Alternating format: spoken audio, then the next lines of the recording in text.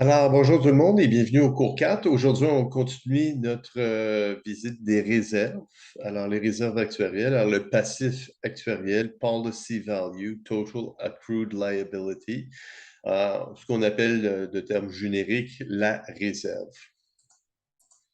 Quelle est la raison pourquoi on a une réserve? Ben, c'est bien simple, c'est que supposons qu'une personne a payé pour une assurance vie entière autant t est égal à zéro, elle l'a payé pour la vie entière. Alors, elle a payé 200 000 pour être assurée à vie avec 1 million de bénéfices de décès. Alors, si dans 5 ans, si on prend ce 200 000 et on le dépense, quand la personne va être décédée, le million qui est nécessaire pour payer sa prestation de décès n'est pas là. Donc, c'est tout simplement pour s'assurer que les compagnies sont bien capitalisées et qu'en cas de liquidation, je veux dire, on peut transférer la police parce que, je veux dire, si la compagnie devient insolvable, il y a quand même de l'argent de mis de côté dans une caisse, ce qu'on appelle la réserve, et on peut tout simplement transférer une police d'assurance d'un assureur à l'autre. Alors, il y a des raisons comptables comme GAAP, Generally Accepted Accounting Principles, puis IFRS, International Financial Reporting Standards. Il y a des règles qu'on doit suivre. Alors, c'est ça. C'est les trois types de réserves qui sont normalement capitalisées. C'est juste la méthode qui est utilisée.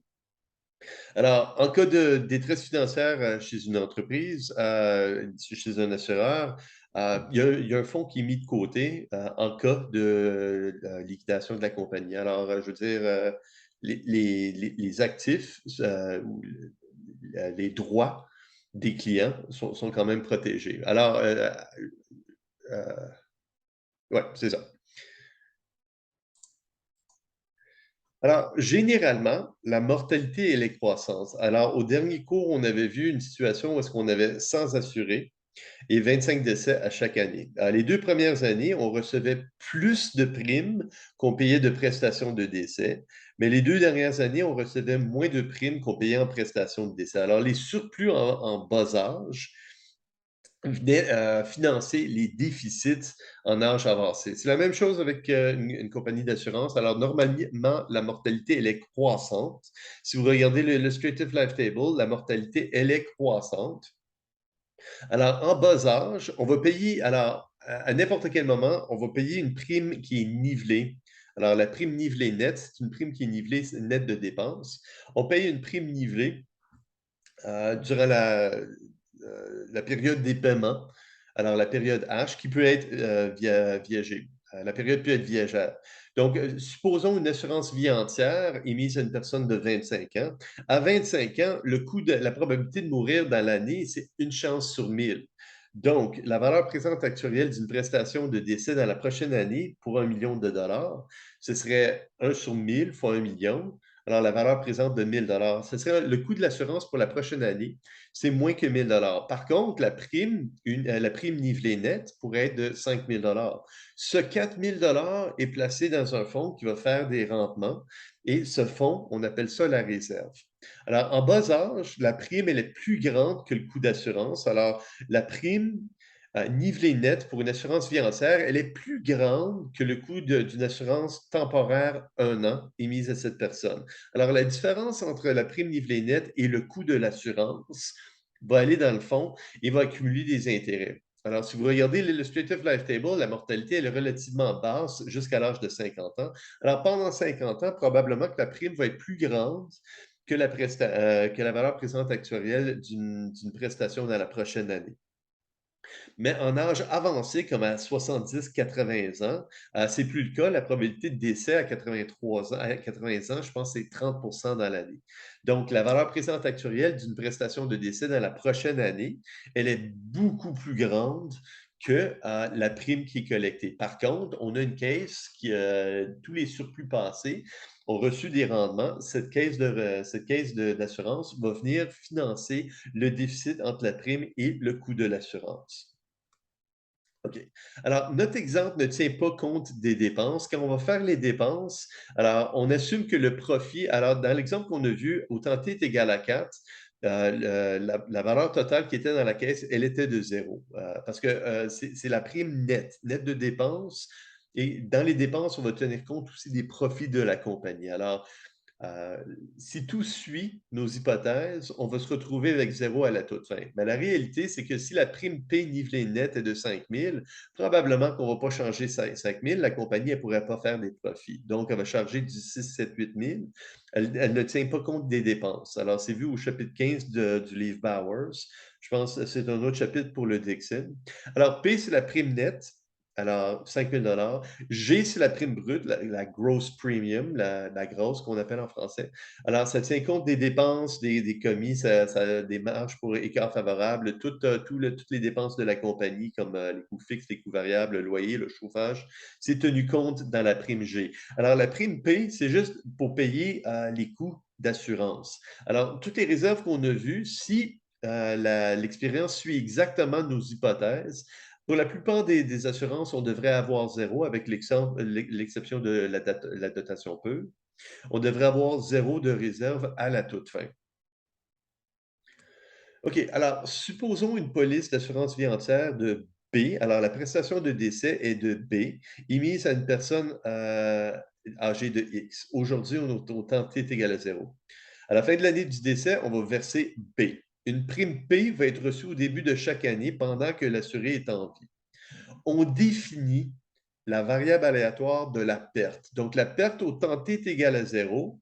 C'est la perte qu'on va recevoir, la perte ou le surplus ou le déficit qu'on va avoir dépendant du décès de la personne X. Donc, si la personne décède dans la prochaine année, on va payer une prestation de B à la fin de l'année. Au temps t est égal à zéro, on a reçu une prime, donc probablement qu'on va avoir un déficit entre qu'est-ce qu'on a reçu comme prime versus qu'est-ce qu'on a payé en prestation. Alors, si la prime, c'est 5 000 puis il meurt dans la prochaine année, puis le bénéfice, c'est 1 million, alors il va avoir une perte ou un déficit. On appelle la perte la différence entre la valeur présente de la prestation moins la valeur présente des primes qui sont reçues. Alors, supposons que la personne elle a une assurance vie entière, puis elle décède dans 80 années. On a reçu 80 primes qui ont collecté des intérêts et la prestation de décès est dans 80 années, escomptée avec 80 années d'intérêt. Donc, la valeur présente actuelle de cette prestation serait relativement basse. Donc, dans ce cas-ci, dans ce cas-ci, on va avoir un surplus. En moyenne, au temps t est égal à zéro, on devrait avoir une perte attendue de zéro dans le monde où est-ce qu'on ne tient pas compte des dépenses.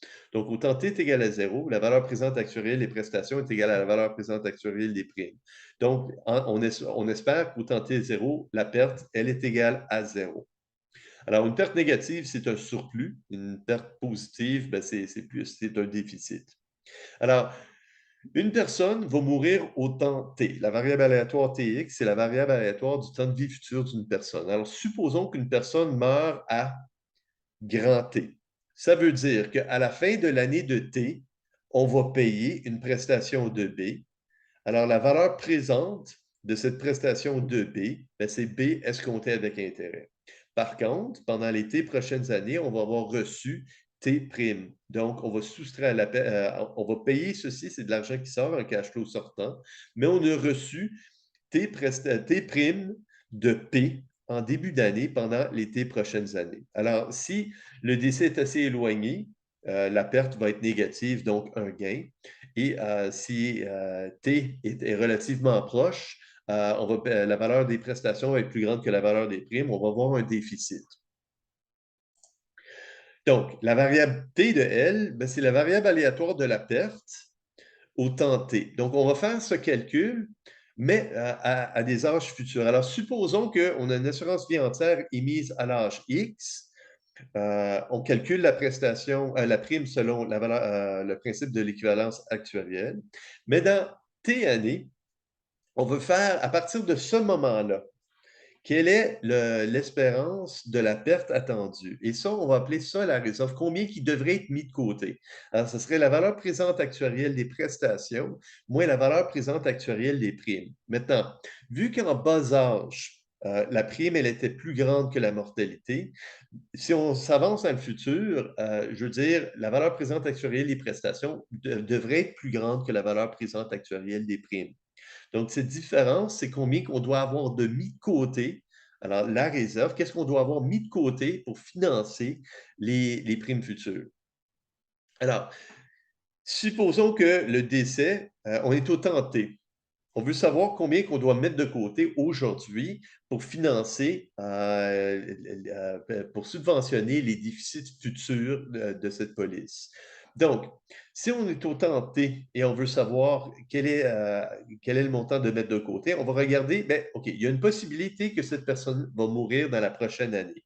Alors, si au tenté et la personne meurt dans la prochaine année, autant T est égal à T plus 1, on va payer une prestation de B. La valeur aujourd'hui à T va être la valeur escomptée de B avec une période d'intérêt. Et aujourd'hui, au temps T, on a reçu une prime. Si le décès a eu lieu dans la deuxième année, on va payer dans 2 ans, on va payer une prestation de B qui va être escomptée avec 2 périodes d'intérêt, mais on a reçu 2 primes de P.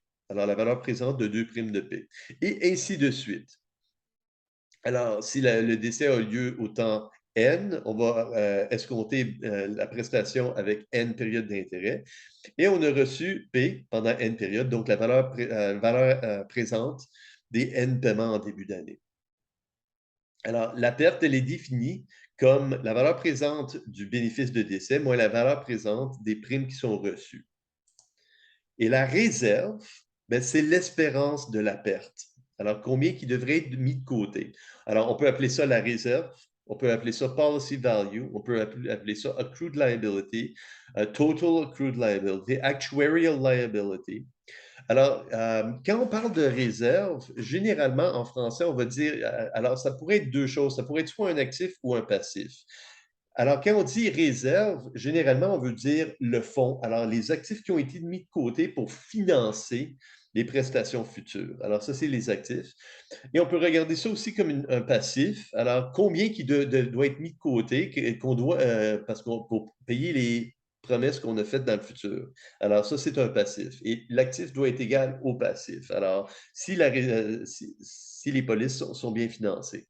Alors, la réserve, c'est l'espérance de la perte au temps T. Alors, le montant qu'on doit mettre de côté, qu'on doit avoir mis de côté dans la caisse, ben, c'est égal à l'espérance de la perte. On se met au temps T et on s'attend, si on se met au temps T, et puis on va recevoir, payer une prestation et recevoir des primes. Au temps T, quelle est la différence entre la valeur présente actuarielle des prestations et la valeur présente actuarielle des primes qu'on s'attend à recevoir? Donc, la réserve, c'est l'espérance de cette perte. Alors, c'est l'espérance du paiement de B qui va avoir lieu au moment T, mais on n'est plus au temps zéro, on est au temps T. Alors, supposons qu'à 20 ans, on a émis la police, on veut calculer la réserve au temps T est égal à 10, donc à 30 ans, mais on va avoir une prestation qui va être payée au décès de la personne, qu'on va escompter entre le décès et le temps 30. Alors, il meurt T années après l'émission, alors T moins petit t, petit t étant 10 ans après l'émission de la police. Et la même chose, les primes vont être payées de 30 ans jusqu'au décès.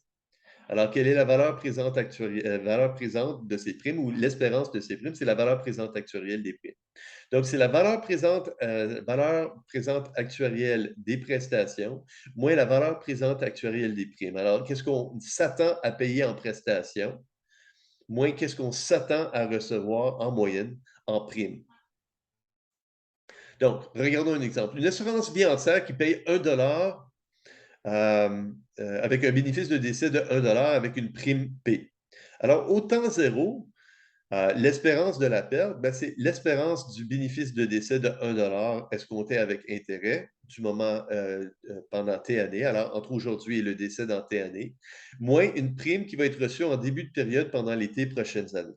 Alors, l'espérance de 1 payé à la fin de l'année du décès, ben, est égal à une assurance de 1 Prime unique net, une assurance de 1 payable à la fin de l'année de décès émise à une personne âgée de X, moins la valeur présente actuarielle des primes. Alors, P fois un facteur de rente. Et c'est égal à 0 parce qu'autant T est égal à 0, la valeur présente actuarielle des primes est égale à la valeur présente actuarielle des prestations. C'est le principe de l'équivalence actuarielle.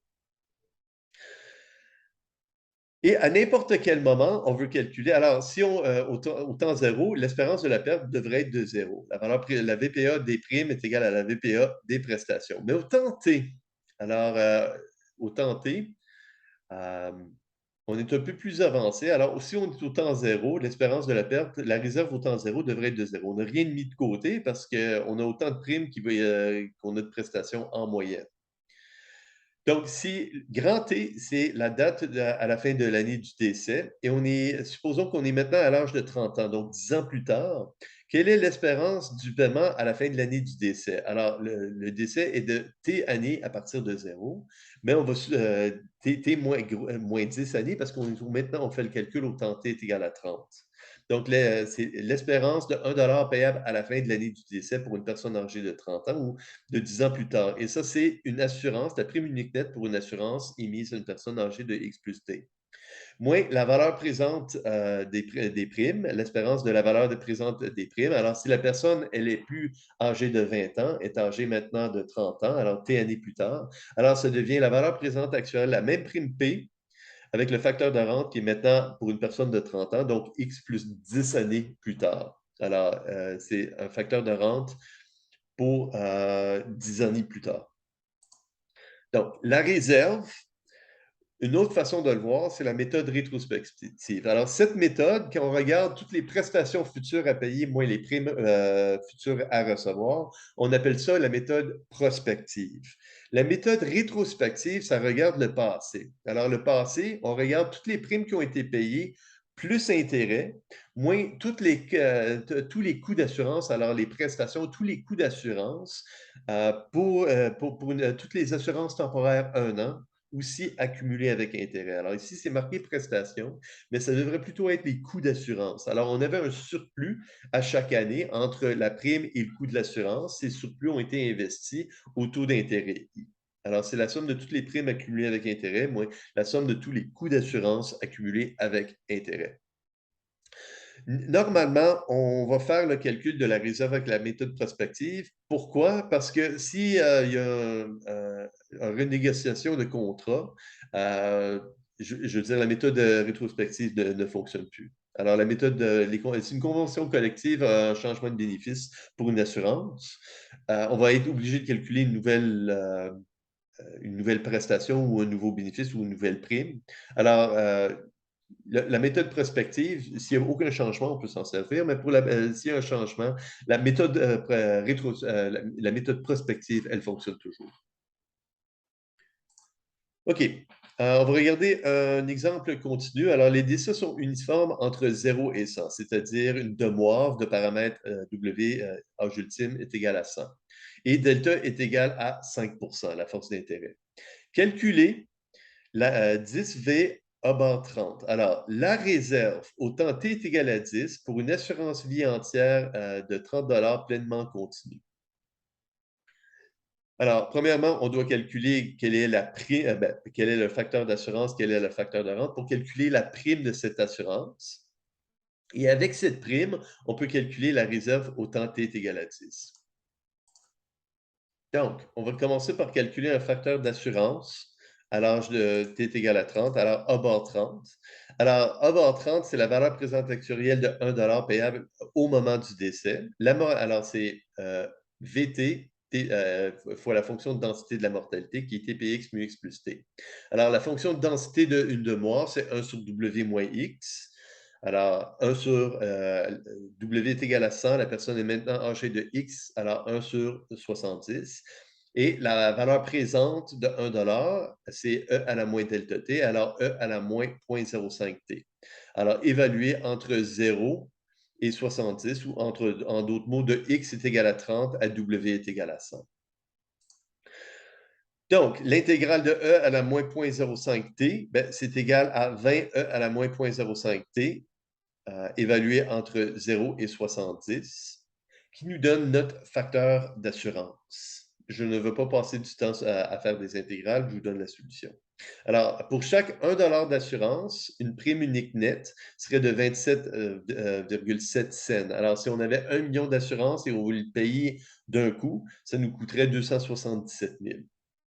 La plupart des personnes ne sont pas capables de faire ça, donc ils vont payer des primes nivelées nettes. On va calculer un facteur d'annuité. Alors, le facteur d'annuité, 1 moins le facteur d'assurance divisé par delta nous donne notre facteur d'annuité. Donc, 1 moins 0,27708 divisé par delta 0,05.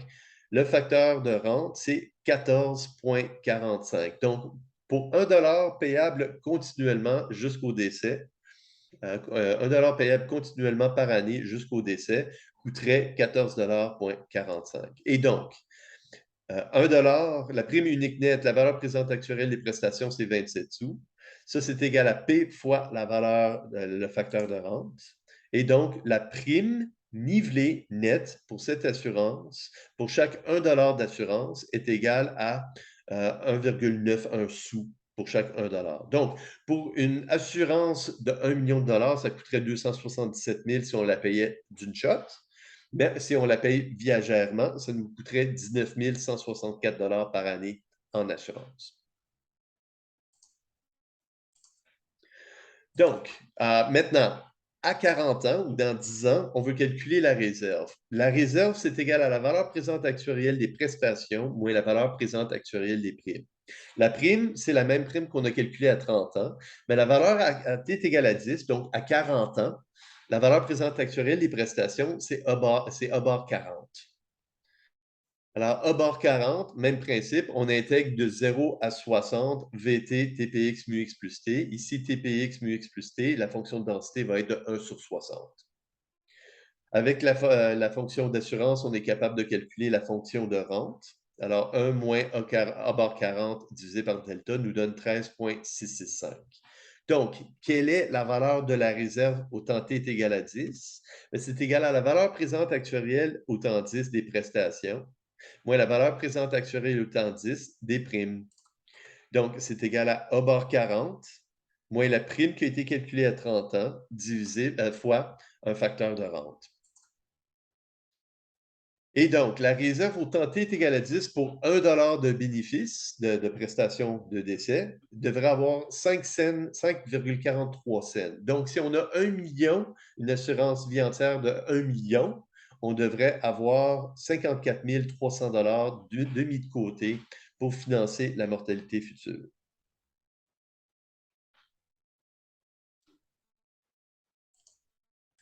Alors, d'ordre général, la réserve au temps t est égale à 0.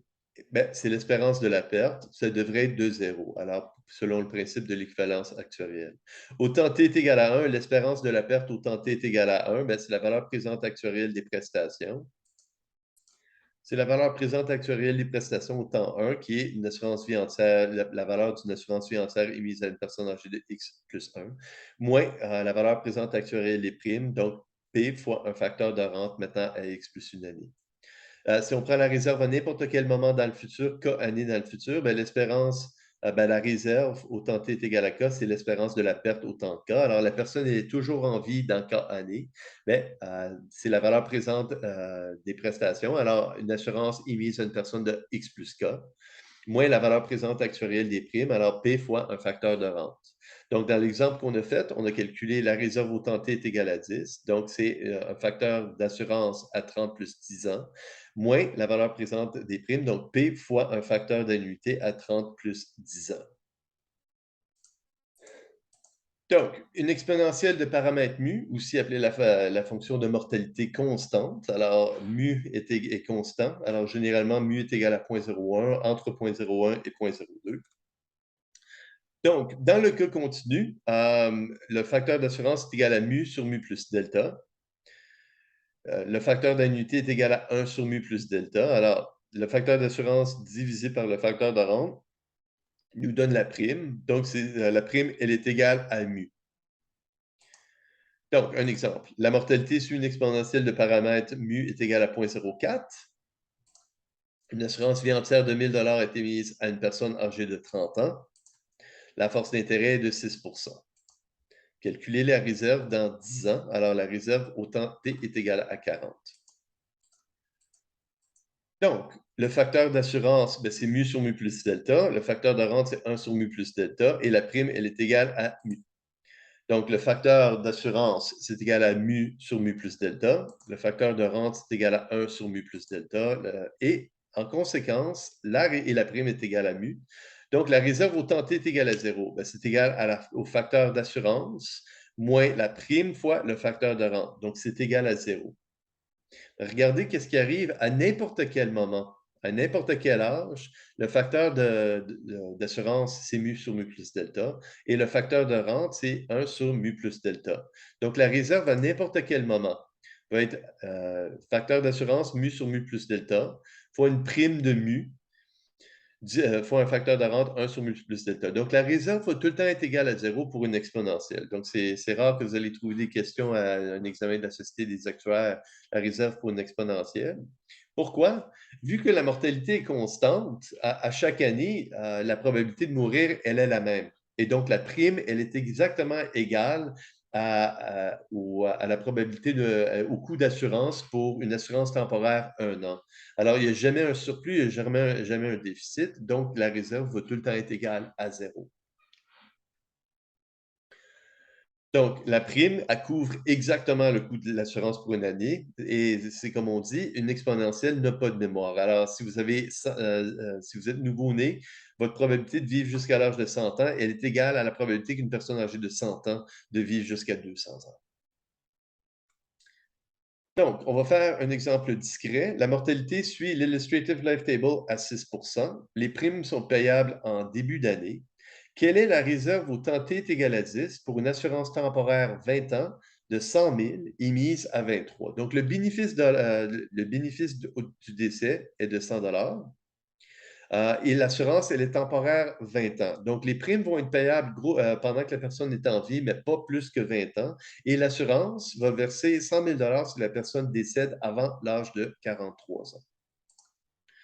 Donc, la valeur présente actuelle des prestations, c'est 100 000 fois un facteur d'assurance. Alors, une assurance temporaire 20 ans émise à une personne de 23 ans, et c'est égal à la valeur présente actuelle des primes. Alors, des primes qui sont payables pendant 20 ans si la personne, elle est toujours en vie. Donc, pour calculer, alors, 100 000 fois, alors le facteur d'assurance, ben, une assurance une assurance temporaire, c'est égal à une assurance vie entière moins une assurance différée 20 ans. Alors, on veut juste les 20 premières années, donc c'est une assurance vie entière de 23 à l'infini, et on soustrait la valeur présente actuelle d'une assurance de l'âge de 43 ans jusqu'à l'infini, sachant que la personne, elle a survécu. Donc, c'est une assurance vie entière émise à une personne de 23, moins la valeur présente actuelle d'une rente à une personne émise de 43 ans. Et donc, c'est égal à 1928,60. Maintenant, on va calculer le facteur d'annuité. Alors, une annuité temporaire ou une rente temporaire 20 ans émise à une personne de 23 ans, ben, c'est comme une rente de 23 à l'infini, moins une rente différée 20 ans, alors de 43 à l'infini. Donc, une rente différée, ben, c'est la valeur présente actuelle d'une rente à 43 ans. Donc, la valeur présente actuelle d'une rente, on va soustraire la valeur présente actuelle d'une rente à 43 ans à cette rente de 23 ans et on va avoir une rente qui est payable pendant 20 ans si la personne est en vie.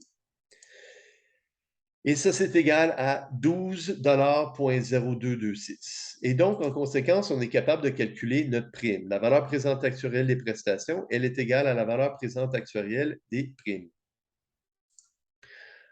Donc, la prime, elle est égale à 160 et 41 sous. On paye 160 et 41 sous pendant les 20 prochaines années. Si la personne décède avant 20 ans, ben, on va arrêter de payer des primes et on va recevoir 100 000 de prestations.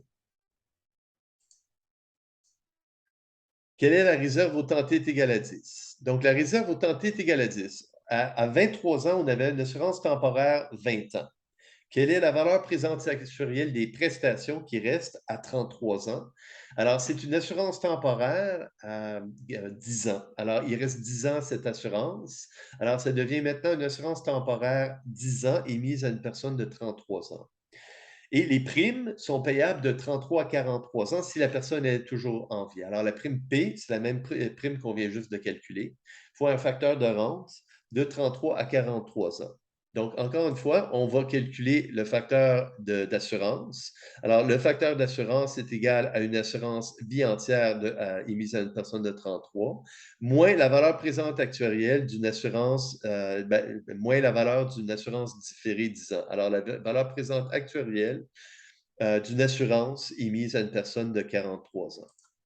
Et la rente temporaire, encore une fois, ça devient une rente viagère de 33 à l'infini, moins la valeur présente actuarielle d'une rente viagère à 43 ans. Donc, une rente viagère à 33, moins la valeur d'une rente différée 10 ans. Donc, c'est égal à 7,73. Et donc, la réserve au temps T est égale à 10. Alors, c'est la valeur présente actuarielle des prestations. Alors, 100 000 euh, fois le facteur d'assurance, moins 160 de prime fois le facteur de rente. Donc, la valeur présente actuarielle des prestations moins la valeur présente actuarielle des primes. Et donc, au temps T est égal à 10, on devrait avoir 462,79 $. Maintenant, quelle est la réserve au temps T est égal à 20 pour cette même assurance? Ben, au temps T est égal à 20, l'assurance, elle est échue. Il n'y a plus de bénéfices de décès qui sont payables et il n'y a plus de prime qui est payable. Donc, la valeur présente actuarielle des prestations, c'est 0. La valeur présente actuarielle des primes, c'est 0. Et donc, c'est égal à 0. Donc, la réserve au temps T est égal à 20, elle est égale à 0. Donc, maintenant, on va regarder la dotation pure. Alors, une dotation pure, elle paye un bénéfice si la personne survit les 20 prochaines années. Alors, la mortalité, encore une fois, suit l'Illustrative Life Table à 6 %. Les primes sont payables en début d'année. Quelle est la réserve au temps T est égal à 10 pour une dotation pure 20 ans de 100 000 émise à 23 ans? Donc, si cette personne survit de l'âge de 23 à 43 ans, on va lui payer 100 000 une note, pour le Illustrative Life Table, il y a une colonne pour la dotation pure 5 ans, 10 ans et 20 ans. La dotation pure 20 ans, c'est la colonne 1020EX. Alors, c'est la valeur présente actuarielle d'une dotation pure de 1000 émise à une personne de X qui serait payable dans 20 années. Donc, au temps T est égal à 0. Pour chaque 1 d'assurance, alors, à 23 ans, quand la police elle est assurée, la valeur présente actuarielle des prestations, elle est égale à la valeur présente actuarielle des primes. Donc, 100 000 qui serait payable si la personne âgée de 23 ans survit les 20 prochaines années. On va recevoir une prime P qui est payable pendant 20 années, si la personne elle est toujours en vie. Donc, on l'a déjà calculé pour la question précédente, le facteur de rente. Donc, la colonne 1020EX, on peut la retrouver dans le Illustrative Life Table, c'est égal à 319. Donc, ça, c'est pour 1000 de dotation. Pour 100 000 de dotation, c'est 100 fois ce montant. Donc, la prime, c'est égal à un facteur de rente qu'on a calculé. Donc, la prime est égale à 2496,88. Donc, quelle est la réserve au temps T est égal à 10? Alors, ça devient une dotation pure. On a maintenant 33 ans. Il y a 100 000 qui est payable à 43 ans si on est toujours en vie. Donc, ça devient une dotation pure 10 ans émise à une personne de 33 ans. Et la prime qui est payable maintenant, la même prime va être payable de 33 jusqu'à 43 ans si la personne, elle est toujours en vie. Donc, on regarde la colonne maintenant, on regarde la colonne 1010EX, ça va être à 33 ans, ça va être égal à 545. Ça, c'est une dotation pure pour une personne âgée de 33 ans de 1000 $. Si on multiplie par 100, ça nous donne la dotation pure pour 100 000 $. Moins une prime P de 2496 qui va être payable temporairement pendant 10 ans si la personne elle est toujours en vie. Et donc, la valeur présente actuarielle des primes, c'est la prime fois un facteur de rente. Et donc, la réserve au temps T est égale à 10, c'est égal à 35 191 et 6. On devrait avoir 35 191 et 6 de mis de côté dans la caisse pour payer les prestations futures. Alors, si la personne elle a 42 ans. Dans un an, si la personne survit, elle va payer 100 000. Donc, on doit avoir un gros montant d'accumulé pendant la période différée, et pendant la période de paiement des primes, parce que si la personne survit à 43 ans, on va payer 100 000 Alors, la mortalité suit l'Illustrative Life Table à 6 Les primes sont payables en début d'année pendant 10 ans. Alors, la période des paiements des primes, c'est 10 ans maximum. Alors, la période de paiement des primes, elle est temporaire, 10 ans maximum si la personne est en vie. Une assurance temporaire 30 ans de 1 million est émise à une personne âgée de 35 ans. Quelle est la prime pour cette assurance et quelle est la réserve au temps T? Donc, au temps 0, on va calculer la prime. Et par la suite, on va calculer au temps 5 quelle est la réserve pour cette assurance. Donc, à 35 ans, on a besoin de calculer un facteur. Alors, on a une assurance temporaire 30 ans, on a besoin d'avoir un facteur d'assurance temporaire. Alors, c'est une assurance vie entière, moins la valeur présente actuarielle 30 ans, la valeur présente actuarielle d'une assurance à 65 ans. Alors, une assurance vie entière de 35 à l'infini, moins une assurance différée 30 ans, donc on enlève 65 à l'infini. Et donc, c'est égal, pour chaque 1 d'assurance, c'est égal à 6,75 sous de prime unique nette. On va calculer maintenant un facteur de rente. Donc, une rente temporaire 10 ans émise à une personne de 35 ans, c'est comme une rente viagère émise à une personne de 35 ans, moins une rente différée 10 ans, donc la valeur présente actuarielle d'une rente à 45 ans. Et ça, c'est égal à 7,7272. Donc, quelle est la prime pour cette assurance? Ben, c'est égal à 1 million de 1 million de bénéfices fois un facteur d'assurance, c'est égal à la prime fois un facteur de rente. Et donc, la prime, elle est égale à 8 733,13. Donc, on a maintenant la prime. On peut calculer à l'âge de, dans 5 ans, quelle est la réserve qui est mise de côté. Alors, l'argent qui est mis de côté pour financer les prestations. Donc, au temps t est égal à 5, on a besoin de calculer un facteur d'assurance. On a survécu 100 ans, il reste 25 ans à l'assurance. La personne elle est maintenant âgée de 40 ans. Donc, c'est comme une assurance vie entière à une personne de 40 ans, moins une assurance différée 25 ans. Donc, on va soustraire la valeur présente actuarielle d'une assurance à 65 ans. Ça, c'est égal pour chaque 1 d'assurance de prestation, ça devrait coûter 7,82 sous de prime unique nette. On va calculer un facteur de rente. Alors, un facteur de rente temporaire. Alors, la personne est âgée, les primes sont payables pendant 10 ans. On a survécu 5 ans, donc les primes sont payables pendant 5 ans si la personne elle est en vie. Donc, ça devient une rente viagère émise à une personne de 40 ans, moins une rente différée 5 ans, moins une rente différée 5 ans. Donc, la valeur présente actuarielle d'une rente à 45 ans, qui est égale à 4,4011. Et donc, quelle est la réserve à 40 ans, où la réserve à T est égale à 5? La réserve au temps T est égale à 5, c'est la valeur présente actuarielle des prestations. Donc, 1 million fois le facteur d'assurance, moins la prime P qui a été calculée à 35 ans, fois un facteur de rente. Et donc, la réserve à T est égale à 5 ou à 40 ans, ben, c'est égal à 39 648,15. Donc, si la mortalité suit l'Illustrative Life Table à 6 et les primes sont payables en début d'année pendant 10 ans, une assurance temporaire, alors c'est le calcul qu'on vient juste de faire ici. Alors, c'est exactement le calcul. Alors, vous pouvez aussi continuer le calcul et calculer la réserve au temps T est égal à 15. Par contre, sachez que toutes les primes ont été payées. Donc, quelle est la réserve au temps T est égal à 15? Ben, c'est la valeur présente actuarielle d'une assurance. Maintenant, la personne est âgée de 50 ans.